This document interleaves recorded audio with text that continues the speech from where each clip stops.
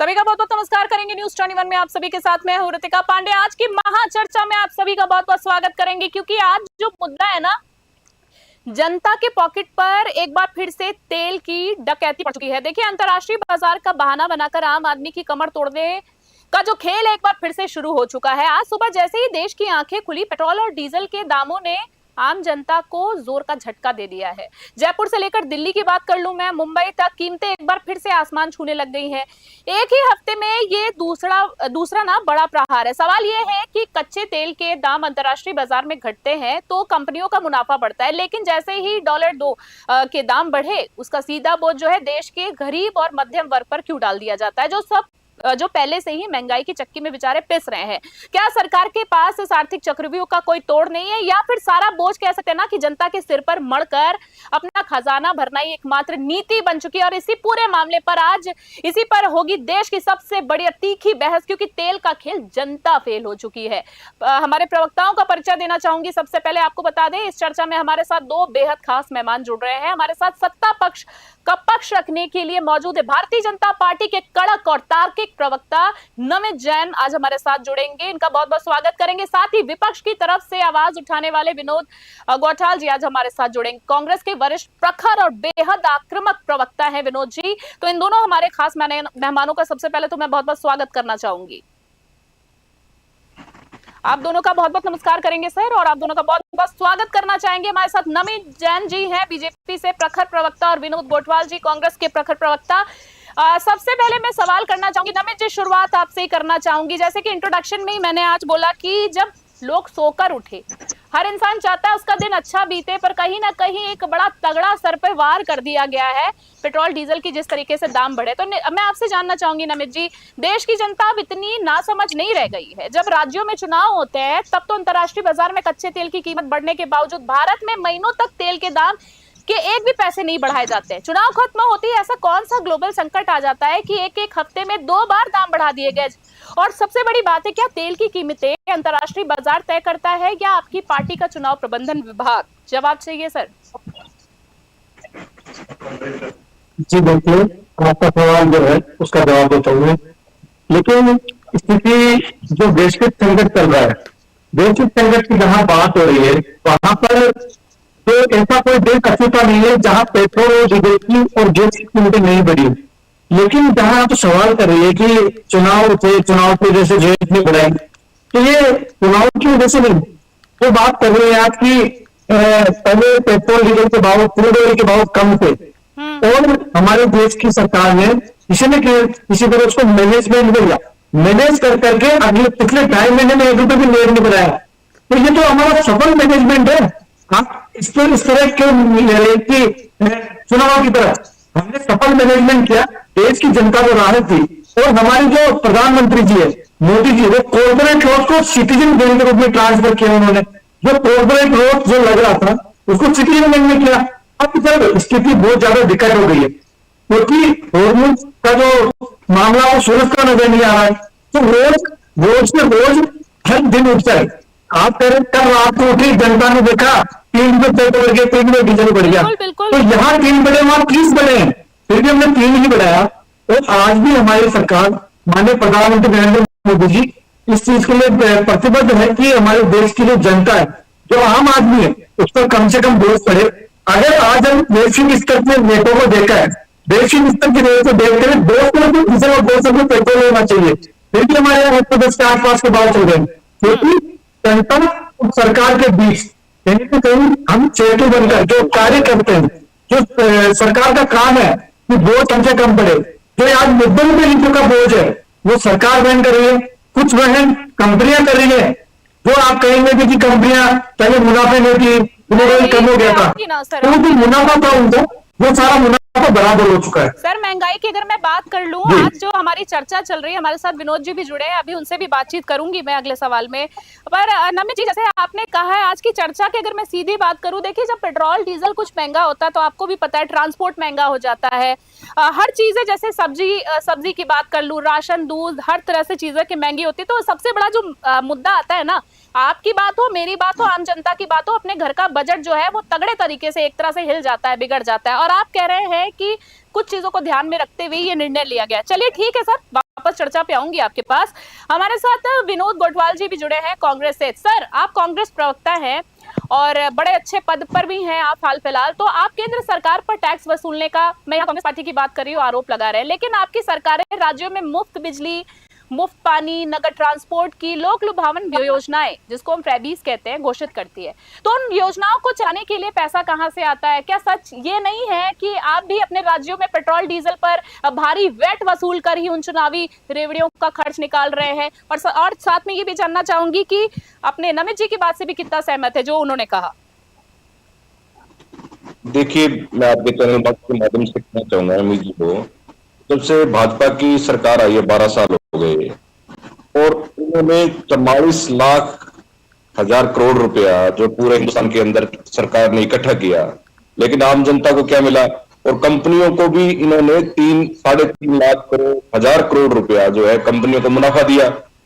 लेकिन इनको जब आम आदमी, गरीब किसान की जब बात आती है तो इनके जो है इनको देने के लिए कुछ नहीं है। कांग्रेस जब भी आती है तो निचले वर्ग का हमेशा ख्याल रखती है। चाहे राजस्थान की बात करो, पूर्व की जो सरकार रही, हर घर पानी देने की बात हो, चाहे राशन देने की बात हो, हमेशा कांग्रेस पार्टी ने निचले स्तर के लोगों को, जो भी गरीब आदमी व्यक्ति है, उसको लाभ पहुंचाने का काम किया। आज राजस्थान के हालात आप देख लो कि इलाज नहीं हो रहा, न किसी का कुछ हो रहा। और जब से भाजपा की सरकार झूठे वादे करके जो सत्ता में आई है, लेकिन झूठे वादों को न पूरा कर पा रही है। और जो अभी राहुल गांधी जी ने चुनाव के समय भी बोला था कि जब ये चुनाव हट जाएंगे तो आसपास के जो हमारे देश थे, चाहे श्रीलंका हो, म्यांमार हो, ब्रह्मा हो, इधर हो, जितने भी हमारे देश थे आसपास के, उन्होंने जब रेट बढ़ाए थे। लेकिन भाजपा की सरकार चुनाव जीतने के लिए हमेशा ही तेल कंपनियों को दबाव देकर के एक चुनाव निकालने के बाद, चुनाव के बाद इन्होंने बढ़ाने थे, राहुल गांधी जी ने बोला भी था। और रही बात भाजपा के लोगों की, हमेशा ही बोल करके, बरगल लगा करके आम जनता को आज जो महंगाई की मार है, आज पेट्रोल पंपों पे जिस तरीके के हालात की कर रखे हैं कि ईवी चलाओ, ये चलाओ, तो आप ईवी पे भी मुझे लगता है कि कहीं न कहीं इनके मंत्री संतरी जो मिले हुए हैं, जो ईवी का स्टॉक निकालने के चक्कर में है। ठीक है, ठीक है। मुस्कुरा रहे थे नमित जी, शायद कुछ कहना चाह रहे थे। विनोद जी ने अपनी बात रखी, अपना पक्ष रखा। आपकी मुस्कुराहट की वजह भी बता दीजिए सर, क्या थी मुस्कुराहट की वजह, क्या कुछ कहना चाह रहे थे? पर साथ में नमित जी एक चीज और मैं जानना चाहूंगी, हमारे जनता का सवाल है कि अगर मैं बात करूं, आपकी सरकार ने महीनों तक ढिंडोरा पीटा कि हमने पश्चिमी देशों के दबाव को दरकिनार करके रूस से रिकॉर्ड मात्रा में डिस्काउंट, यानी जिसको बोलते हैं सस्ता कच्चा तेल खरीदा।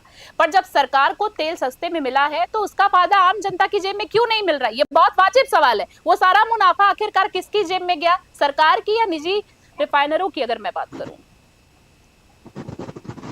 जी दीपिका जी, देखिए पहले मैं आपके सवाल का जवाब देता हूँ। जो सरकार ने जो मुनाफा कमाया, वो सरकार, जो आप रूस के तेल की बात कर रही है, वो सारा मुनाफा सरकार के पास आया। और सरकार जो देश की इंफ्रा है, जो फ्लाईओवर है, टनल है, हाईवेज है, तो हम बात करते हैं कि देश विकास कैसे कर रहा है, तो देश के पास जो सरकार के पास पैसा आता है, सरकार की जो अर्निंग होती है, वो यही अर्निंग है कि हमें सस्ते दामों पर तेल खरीदा। लेकिन उसका स्टोर 4 दिन से ज्यादा नहीं रख सकते। वो स्टोर हम करते हैं, वो आज हमारे 150 करोड़ की आबादी देश की हो गई है, तो जो जितना हमने फूल खरीदा, वो फूल 4 दिनों के लिए था, तो 4 दिनों तक हमने फूल चला। उसके बाद जब महंगा पेट्रोल डीजल आया, महंगा फ्यूल आने लग गया, तो आप देखिए कि तो ईरान और अमेरिका का जो इजराइल में भी युद्ध चल रहा है, उसको लगभग 3 महीने में आगे 90 दिन जिसे हम बोलेंगे, तो 90 दिन से हमारे यहाँ क्रूड ऑयल महंगा आ रहा है। फिर भी हमने रेटें नहीं बढ़ाई। और रेट कितनी बढ़ाई? 3%। अब आप देखिए, अमेरिका ने 50% रेटें बढ़ा दी फ्यूल की, म्यांमार में 90%, मलेशिया में 56%, आपके श्रीलंका में 50%, पाकिस्तान में 60%। ये मेरी बात 3 लिस्ट है। केवल एक हिंदुस्तान ऐसा देश है जिसकी 3 महीने बाद रेट बढ़ाई, वो भी 3%। तो हम जो हमारे देश की बात करते हैं, हम जो हमारे प्रधानमंत्री की बात करते हैं, वो जनता की बात करते हैं, जनता को फायदा देने की बात करते हैं, और वो कर रहे हैं। देखिए मेरे मित्र को कह रहे थे, मुझे हंसी एक बात पर आ रही थी कि ये जो ईवी की बात कर रहे थे, हमारे प्रधानमंत्री जी लगातार कर रहे हैं कि हम पर्यावरण की बात करते हैं, हम जिस तरह से सोलार की बात कर रहे हैं, हम ईवी की बात तो पिछले 5 साल 8-10 साल से कर रहे हैं, लगातार हम इस पर कर रहे हैं कि हमारी जो पब्लिक ट्रांसपोर्ट है वो भी ईवी आ रही है। आप देखिए कि राजस्थान में देवपुर की बात करूं मैं, की बात कर रहे 1.5 बजे आ रही, 3 दिन में ईवी बसें। कर रहे हैं, पब्लिक ट्रांसपोर्ट की बात कर रहे हैं। एक सवाल का जवाब ये जानना चाह रही थी कि किराया और यात्रा भी तो सर बढ़ गई इसके वजह से। लोगों को ट्रैवल करना है, फ्लाइट की टिकट की बात कर लूं, ट्रेन की टिकट की, अरे आम बस की बात कर लूं मैं, डीजल पेट्रोल महंगा होने से आप ईवी की बात कर रहे हैं सर। दाम तो हर चीजों के बढ़ रहे हैं, तो कहीं ना कहीं आप कह रहे खजाना भरा नहीं गया। ठीक है, मान लिया खजाना नहीं भरा गया है, तो आखिरकार फिर लोगों को, आम जनता को हमारे लाभ मिलना चाहिए या नहीं मिलना चाहिए? देखिए दीपिका जी, बिल्कुल लाभ मिलेगा। लाभ मिलने की जो वस्तु हम तय करते हैं, आज एक परिवार का कोई मुख्य होता है, आज कुछ नहीं मिलने वाला। दीपिका जी मैं जवाब देता हूँ उसका जी जी जी कि आप परिवार का जो मुखिया होता है, कोरोना परिवार के मुखिया की जिम्मेदारी होती है कि वो किस तरह से परिवार को चलाएगा। जो हम बात करते हैं कि 50,000 रुपए महीने के कमाते हैं परिवार के सदस्य, या 1 लाख रुपए महीने के कमाते हैं, तो उसमें से हमें शिक्षा पे कितना करना है, हमारा राशन कितना है, हमारे कपड़े कैसे पहनेंगे, हम और खर्च कितना करेंगे। इसी तरह देश की बात करते हैं कि जब आज इतना बड़ा वैश्विक संकट आ गया है, जहां क्रूड ऑयल की रेटें, जो ऊर्जा की जो भी चीजें आती है, चाहे वो गैस हो, डीजल, पेट्रोल, कोई भी बात करें, उनकी रेटें इतनी ज्यादा बढ़ चुकी है, तो यहाँ बढ़ाना थोड़ा बहुत जरूरी हो गया था। और देखिए इस तरह के जो मेरे मित्र करते हैं, कांग्रेस के मित्र, वो बातें करते हैं, मैं उस पर 10 सेकंड के लिए बोलना चाहूंगा। इस राहुल गांधी की बात कर रहे हैं, मुझे तो ये समझ में नहीं आता। राहुल गांधी जी कहते हैं हमारे दादाजी ने गोलियां खाई आजादी के लिए, हमारे पूर्वजों ने ऐसे किया। अरे भाई, इस तरह से आपके लक्षण देखकर तो लग नहीं रहा कि आपके पूर्वज ऐसे आजादी के लिए करते।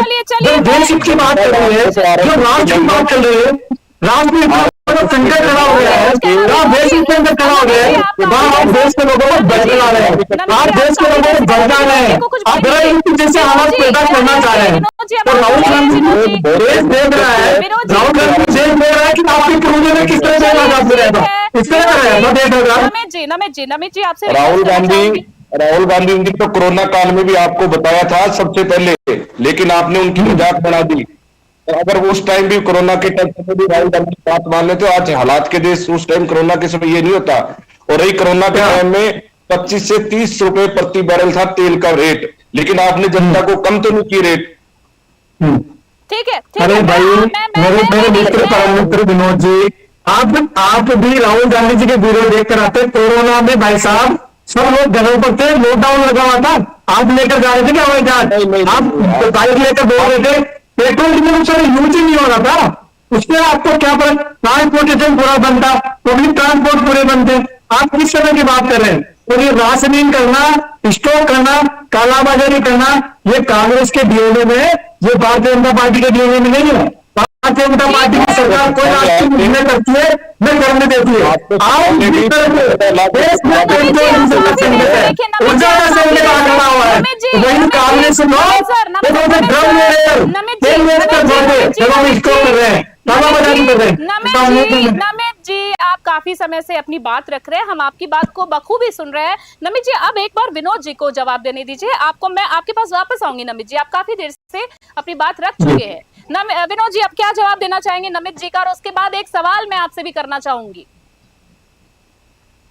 जी मैम, मैं आपसे ये जानना चाह रही थी कि जैसे नमित जी ने अपनी पक्ष रखी, मैं चाहूंगी कि उनकी बात का भी आप जवाब दें। जैसे कि उन्होंने कहा है कि डीएनए की उन्होंने बात की कांग्रेस पार्टी की, एक इसका जवाब देना चाहूंगी और दूसरा जवाब चाहूंगी। और दूसरी बात कहना चाहूंगी, जैसे कि अगर आप लोगों की कांग्रेस की अगर मैं बात करूं, तो संसद से सड़क तक की हमेशा मांग की जाती है कि पेट्रोल डीजल को जीएसटी के दायरे में लाया जाए, ताकि दाम 60 से 70 रुपए के आसपास आ जाए। लेकिन जब जीएसटी काउंसिल की बैठक होती है, तो कांग्रेस और विपक्ष जो है ना, राज्यों के वित्त मंत्री सबसे पहले इसका विरोध करते हैं। तो क्योंकि अपना रेवेन्यू खोने का क्या डर मान ले इसको, कैमरे के सामने कुछ और, बंद कमरों में कुछ और, मीटिंग में कुछ और जनता के साथ पाखंड क्यों सर? देखिए, कांग्रेस पार्टी ने हमेशा विपक्ष का जो काम है, हमेशा जहां भी विपक्ष जो भी पार्टी रही है, हमेशा सरकार को जगाने का काम करती है, आम जनता के मुद्दों को उठाने का काम करती है। जो महंगाई की मार है और कांग्रेस पार्टी ने, राहुल गांधी जी ने हमेशा सड़कों पर आकर के, चाहे भूमि अधिग्रहण बिल हो, अन्य जितनी भी महंगाई की मार हो, पेट्रोल डीजल के दाम हो, कभी सुरक्षा की बात कर लो, तो हमेशा से राहुल गांधी जी ने, कांग्रेस पार्टी ने सड़कों पर आकर के हमेशा संघर्ष किया है। कांग्रेस पार्टी ने उनके साथ मिलकर संघर्ष किया है और कांग्रेस पार्टी हमेशा चाहती है कि आम आदमी, गरीब किसान को जो है लाभ मिले। और जो नमित जी बात कर रहे हैं, नमित जी को भी मैं कहना चाहूंगा कि हिंदू मुसलमान वाला जो कार्ड था वो धीरे धीरे फेल हो रहा है। तो आगे आने वाले समय में जो युवा जो उभर के आ रहे हैं वो हमेशा से इंफ्रास्ट्रक्चर की जो बात कर रहे थे या एजुकेशन की बात करेंगे, तो मुझे लगता है कि बीजेपी आने वाले समय में दिखेगी नहीं है। चलिए ठीक है, आपने एक पॉइंट रखा, मैं इस सवाल पे आने ही वाली थी। जैसे कि आपने किसानों की बात की, मैं ये सवाल करना चाह रही थी, जैसे कि अगर मैं बात करूं सिंचाई सिंचाई की अगर मैं बात करूं, सिंचाई में फर्क पड़ेगा। डीजल महंगे होने के कई वजह से काफी सारे नुकसान, सिंचाई, फसल बुआई, खेतों का खर्चा है सर बढ़ जाता है और लोग जो आर्थिक बोझ सबसे बड़ा पड़ता है वो हमारे किसानों पर पड़ता है। सर क्या पार्टी खेलने के अलावा हम कुछ जमीनी स्तर पर बात कर सकते हैं? क्या जवाब देना चाहेंगे इस चीज का? विनोद जी आपसे पूछ रही हूं मैं। मैम ये हालात जिस तरीके से आपने बताया, हकीकत ये है कि जब किसान जब खेत में जाता है तो डीजल की आवश्यकता रहती है और हर व्यक्ति को मैं कहता हूं कि चाहे गरीब आदमी कहीं जाना हो, करना हो, गरीब आदमी प्रभावित होता है। लोडिंग का चार्ज बढ़ जाता है तो हर चीज जो है व्यक्ति को महंगी मिलेगी तो सबसे ज्यादा अगर कोई नुकसान होगा तो आम आदमी को, गरीब मध्यम वर्ग को होगा। कि बड़े लोग कारपोरेट जगत के जो बात करेंगे उनको तो कोई फर्क पड़ने वाला नहीं है, लेकिन जब किसान की बात आएगी, किसान कहां से फसल बोएगा, क्या करेगा, उसकी कटाई कैसे करेगा। इन्होंने आज पेट्रोल डीजल ईवी की जो बात कर रहे हैं, मैं नमित जी की बात से भी पर्यावरण की बात करेंगे, लेकिन जब किसान को खेत में डीजल की आवश्यकता रहती है, बिल्कुल, उसकी भरपाई कैसे करोगे?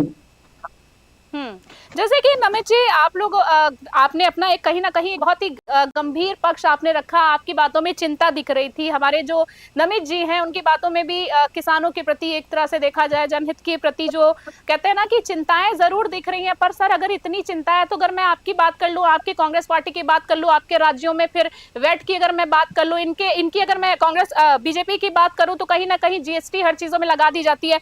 तो सर ऐसे काम नहीं चलने वाला है। फिलहाल अगर मैं बात करूं, मैं नमित जी एक सवाल आपसे करना चाह रही थी काफी देर से। जैसे कि 2014 में जब कच्चे तेल के दाम डॉलर करीबन 110 के पार थे, तब आपकी पार्टी के नेता सड़कों पर सिलेंडर और तेल की बोतलें लेकर प्रदर्शन कर रहे थे, आज भी याद है मुझे। तो आज जब वही हालात है तो आप इस वैश्विक संकट की अगर मैं बात करूं तो मजबूरी इसको आप बता दे रहे हैं। जैसे कि आपने अभी तक मेरे साथ चर्चा में भी कहा, विपक्ष में रहते हुए जो आर्थिक डकैती थी वो सत्ता में आते ही देश हित का टैक्स कैसे बन गई सर? अचानक से बातें कैसे बदल गई? जी रितिका जी, देखिए कि इस तरह की जो बात 2014 में थी, 2014 में पूरे देश को मालूम है यहाँ कोई वैश्विक संकट नहीं था। जो क्रूड ऑयल की जो बात कर रहे हैं, आपने भी पहले एक सवाल किया था कि प्रधानमंत्री जी और भारतीय जनता पार्टी ढिंडोरा पीट रही कि हमने रूस से सस्ता तेल खरीदा, तो ये उस समय भी होता था। लेकिन उस समय की जो मनमोहन सरकार थी, मन को तो मोहन थे, वो मन तो मोहन देने वाली सरकार थी। उन्होंने किसी भी देश, जो लोग कहते हैं कांग्रेस वाले बोलते हैं मेरे मित्र कि आज प्रधानमंत्री जो उस देश में जा रहे हैं, आज वहां उनसे गले मिल रहे हैं, आज ब्रिटेन के प्रधानमंत्री से मिल रहे हैं, आज रूस के राष्ट्रपति से मिल रहे हैं। अरे भाई ये मिलना तब भी हो सकता था, लेकिन आपने ऐसा नहीं किया। 2014 में केवल हिंदुस्तान एक देश से क्रूड ऑयल खरीदता था, उस समय भी सस्ता तेल खरीदा जा सकता था। अभी जब हम बात कर रहे हैं कि रूसिया ने सस्ता तेल खरीदा तो हमने खरीदा ना, जब भी महंगा तेल मिल रहा था। अगर हमारे प्रधानमंत्री विदेश दौरे नहीं किए होते 2014 से लेकर अब तक, तो आज जो वैश्विक संकट है, अमेरिका जैसे देश में जहां ऊर्जा के पर्याप्त भंडार है, वहां भी 50% तक डीजल पेट्रोल के भाव बढ़ाती है। वहां हिंदुस्तान ने कितने बढ़ाए? 3%। और हम 90% क्रूड ऑयल और ऊर्जा के जो संसाधन है वो हम विदेश से खरीदते हैं, फिर भी हमारी अर्थव्यवस्था डगमगाई नहीं है।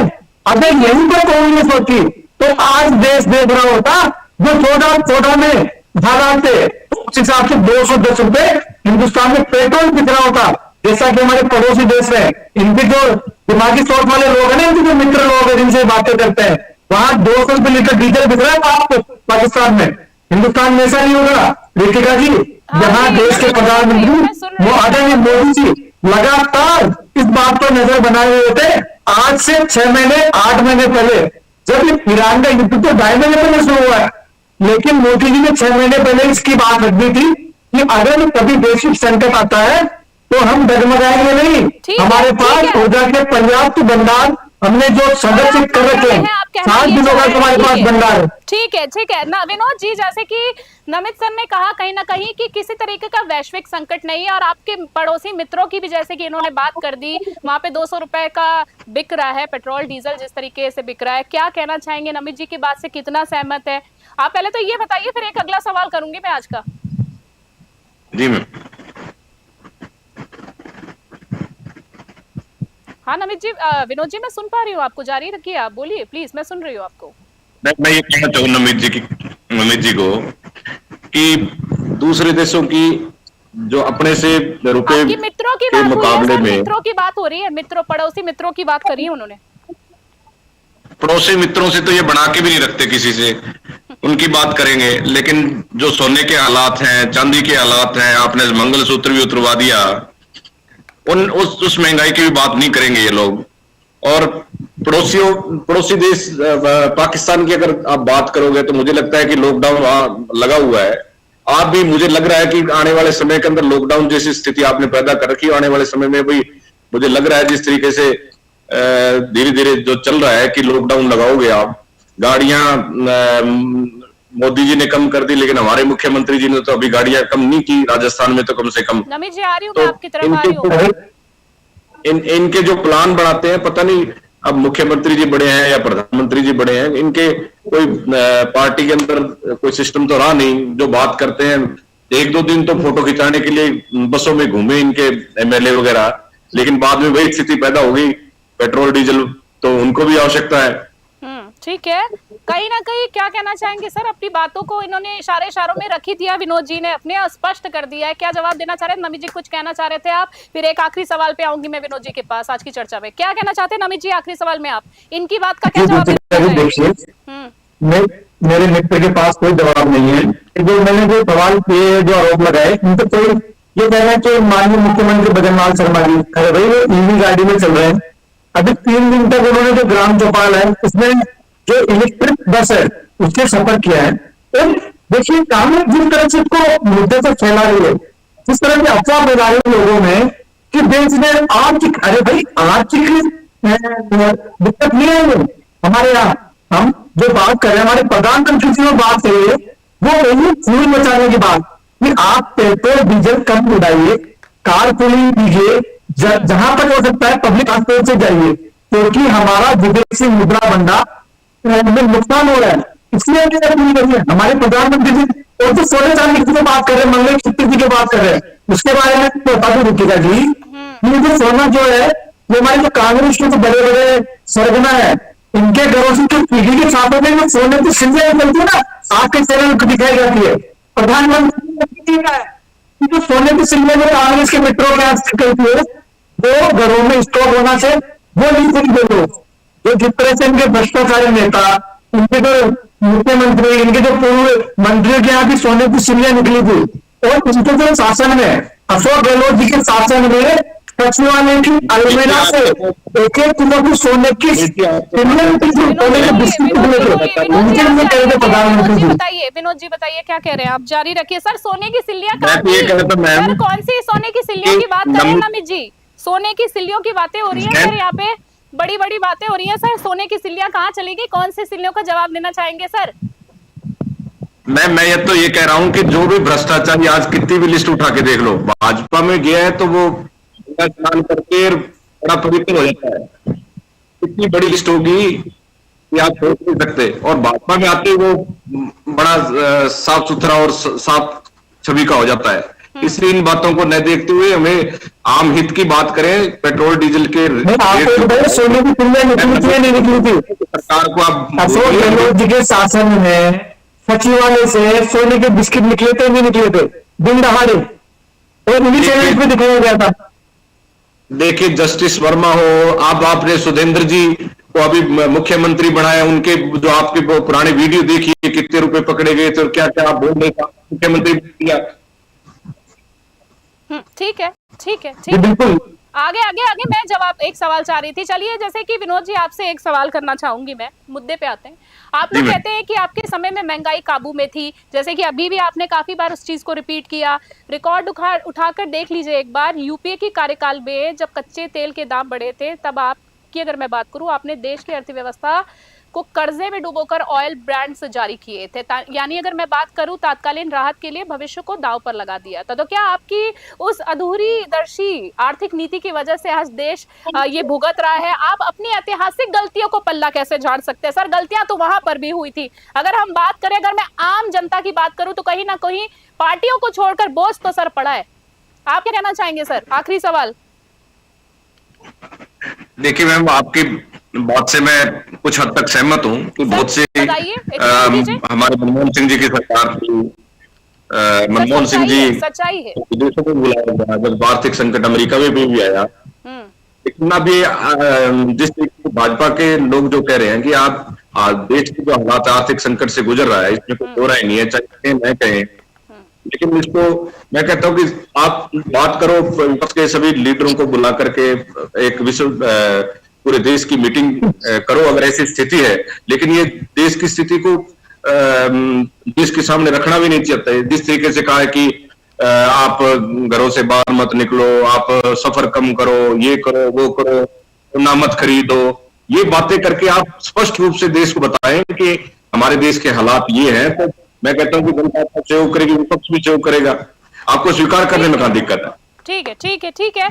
तो कह सकते हैं कि आज की जो चर्चा रही है, पहले तो हमारे दो खास मेहमानों का, विनोद गोठवाल जी कांग्रेस से, नमित जैन जी बीजेपी से, इन दोनों प्रखर प्रवक्ताओं को बहुत बहुत धन्यवाद देना चाहूंगी। इन्होंने अपनी पार्टी का पक्ष रखा। आप दोनों से फिर किसी चर्चा में जल्दी मुलाकात होगी। तो देखिए, दोनों पक्षों की दलीलें हमने सुन ली। आंकड़े अपनी जगह सही हो सकते हैं, अंतर्राष्ट्रीय परिस्थितियां भी अपनी जगह है, एक हकीकत है देखिए। लेकिन इन सबके बीच जो सबसे कड़वा सच है ना, वो है आम आदमी की जेब का खाली होना। जैसे कि शुरू से मेरा मुद्दा ही यही रहा है इस बारे में बात करने का।